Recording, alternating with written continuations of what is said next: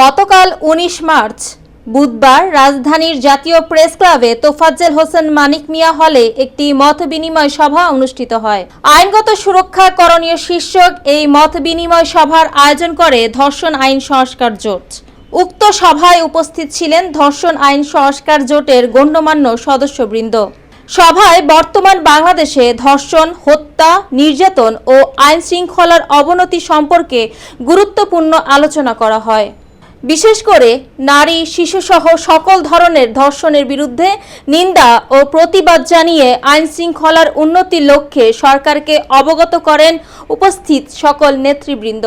৩-৪ রকমের রেপিস্ট আমাদের জীবনে আমরা কাজ করতে যাই দেখছি। একটা হলো পাওয়ার রেপিস্ট, যে পাওয়ার রেপিস্টগুলো কিন্তু সবসময় পলিটিক্যাল ছত্রছায়ায় থাকে।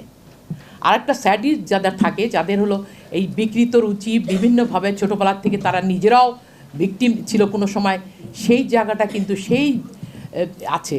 এখানে এই জায়গাগুলোতে কাজ করার জন্যে আমাদের যেই ধরনের মানুষ যে একজন মেয়ে সেক্সুয়াল হ্যারাসমেন্টের শিকার, সে স্কুলে যাওয়ার পথে বা কলেজে যাওয়ার পথে সেক্সুয়াল হ্যারাসমেন্টের শিকার হবে না, তাহলেই আমাদের যে বাল্যবিবাহটা সেই আইনটাকে বাস্তবায়ন করা সম্ভব। কারণ 15-16 বছরের মেয়েকে তারা বাসায় রাখতে নিরাপত্তা দিতে পারে না, সরকার তাদের নিরাপত্তা দিতে পারে না। আরেক দিকে আমাদের শিশু চাইল্ড রিস্ট্রেন্ট, ম্যারেজ রিস্ট্রেন্ট অ্যাক্টের মধ্যে যেটা 19 ধারা, সেটা আমরা উঠাবার কথা বলছি। আরেকটা জিনিস আমার খুব মনে হয় যে আমাদের দেশে একজন শিশুর প্রতি যদি এই যে ধর্ষণের একটা অপরাধ হয়, সেটাকে কিন্তু সমাজের লোকরা কিন্তু অন্যভাবেই ঠিক একটা দেখে না। এই যে পিডোফাইল একটা শব্দ ব্যবহার করে বিদেশে, যেটাকে আমি যেটাকে কি বলা হয়, বাল্যকামিতা, এই আইডিয়াটা কিন্তু বাংলাদেশে নাই। কারণ একটা 14 বছর মেয়েকে তো বিয়ে দিতে পারছে, এবং বিয়ের পরে সে যখন তার স্বামীর সাথে তার কি সম্মতি দেওয়ার সেই মানসিকতা হয়েছে, সেই কথাগুলো কিন্তু আমাদের আসতে হবে। যে সম্মতির প্রসঙ্গে একটা মেয়ের বয়স কতটুকু হতে হবে, সেটা কিন্তু খুব শক্তভাবে আমাদের আইনের মধ্যে আসতে হবে। সম্মতি কে দেয়, কখন দেয়, কিভাবে দেয়, যদি এই সম্মতির ব্যাপারটাই আমি না বুঝি, তাইলে আমি যেটাকে মনে করছি একটা স্বাভাবিক সম্পর্ক, এটা হয়তো যে অন্যদিকে এটা মনে করছে জোরপূর্বক। তো এরকম বিষয়গুলি আমাদের ভাবতে হবে। আর এইখানে যে অন্তর্বর্তীকালীন সরকার যে উদ্যোগ নিয়েছে, আমার মনে হয় এটা একটা ভালো জিনিস। আমি খুব হতাশ হই এই কারণে যে এই যে আপনারা এতক্ষণ ধরে এত ধর্ষণের কথা বললেন, এত এক পক্ষের কথা বললেন। যেই ছেলেটি ধর্ষণ করে সেই ছেলেটি কিন্তু আমার ছেলে, সেই ছেলেটি কিন্তু আপনার ভাইয়ের ছেলে, সেই ছেলেটি কিন্তু এই সমাজের ছেলে।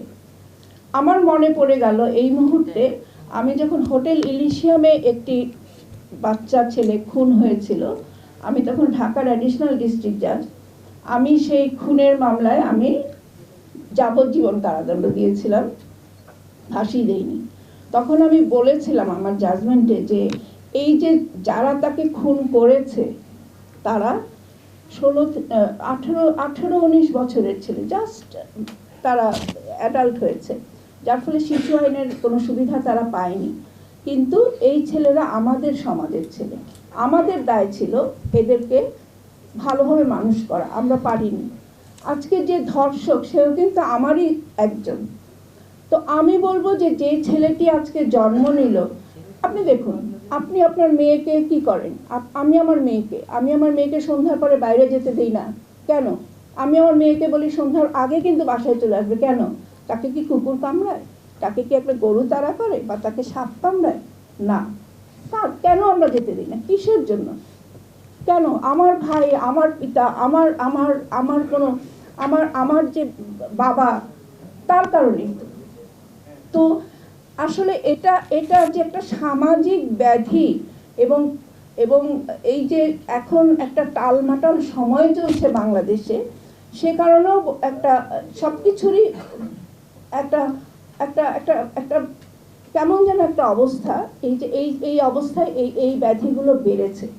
এবং সেই কারণেই আমি মনে করি ইন্টারিম গভর্নমেন্টও চাচ্ছেন যে তারা এই আইনটাকে সংশোধন করতে। এখন কথা হলো, এই যে সংশোধন করা, এই সংশোধন করে করে আপনি কতটা লাভবান হবেন যদি আপনার সমাজকে তৈরি করতে না পারেন, আপনার ছেলেকে মানুষ করতে না পারেন, আপনার মেয়েকে মানুষ করতে না পারেন। আপনি দেখুন এখানে যে ধরনের কথাগুলো বলা হয়েছে,